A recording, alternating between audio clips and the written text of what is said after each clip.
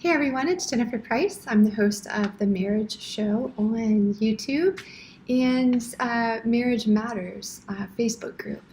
I get people who email me and ask me questions, and I have one that I want to answer today.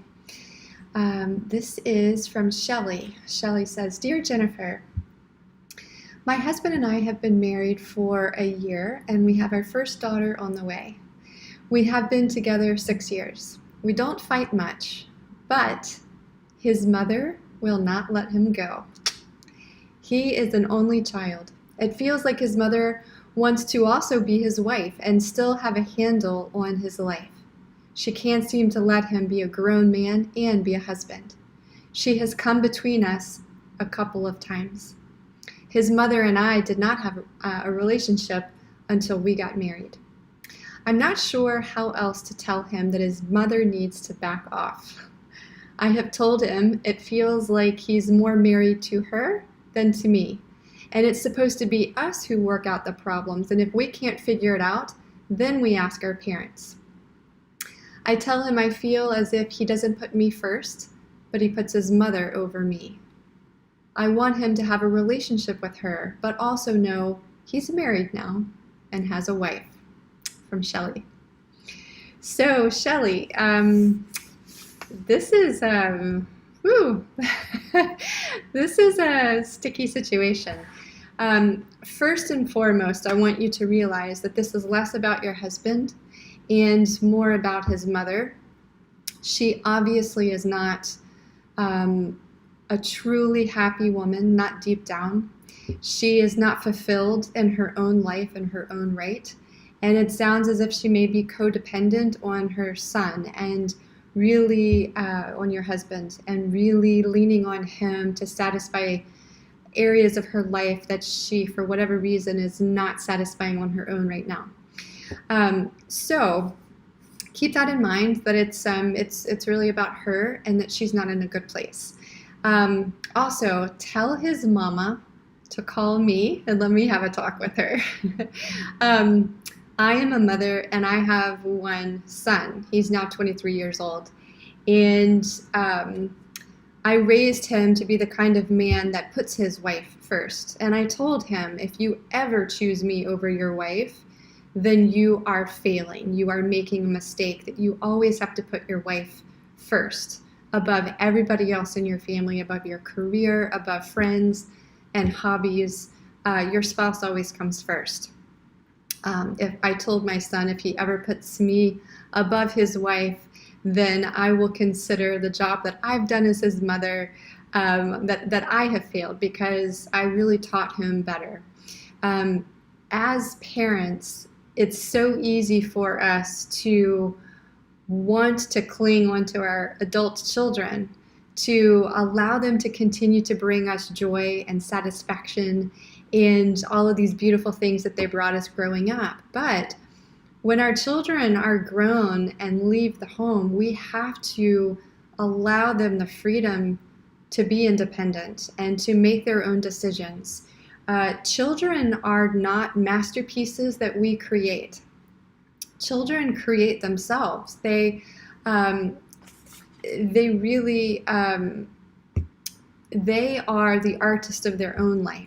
And as parents, it is our honor and our privilege to witness them grow up. Now, yes, we have to train them and we have to teach them and so forth. But when it comes to making their own decisions and the things that they like and the hobbies that they want to learn, musical instruments, sports, whatever interest they want to get into, that should be up to them. And especially as our children, quote unquote children, become teenagers, we should allow them to start making more decisions on their own. And in so doing, we create individuals that are independent, right? When our children are adults and they are out in the world working and dating and then getting married, we have to sever some of those ties, because if we don't, we will make our children dependent on us, and that's not doing them any favors. To me, you're failing as a parent if you're making your child dependent on you for whatever selfish needs and reasons you have going on. So she really needs to cut the apron cord and let him be his own man, and realize that the only way he's ever going to be truly successful as a man, as a husband, as a father, and then even as her son, is if she allows him to be his own man. I'm happy to talk with her. In the meantime, what can you do as her daughter-in-law and as the wife to your husband? Encourage your husband to lovingly and politely put her in her place, and let her know that she cannot, should not, and cannot have her nose up in your business all the time. That's not healthy for anyone, not even for her, believe it or not. And so you need to encourage your husband in a very loving, non-judgmental, non-confrontational way. It's going to be difficult on your part to do this, but you're going to need to encourage him in a very gentle way to let his mother know that you all have boundaries. Together, you and your husband need to create those boundaries, come up with whatever house rules you want to have regarding his mom, and make these rules known. Make sure that the two of you agree on these rules. And then it's up to him, not you, but it's up to him to enforce those boundaries, right? Because it's his mom. It's up to you to enforce boundaries with your family and your parents and your friends, and it's up to him to enforce the boundaries when it comes to his mother. If he's not doing this, after you have a talk with him, let him watch this video. And if he's not doing it, then reach out and give me a call, and let's set up a consultation and let's talk. A real man, a masculine man, will have these boundaries in place. He will be able to be the leader that he needs to be in your home as his husband.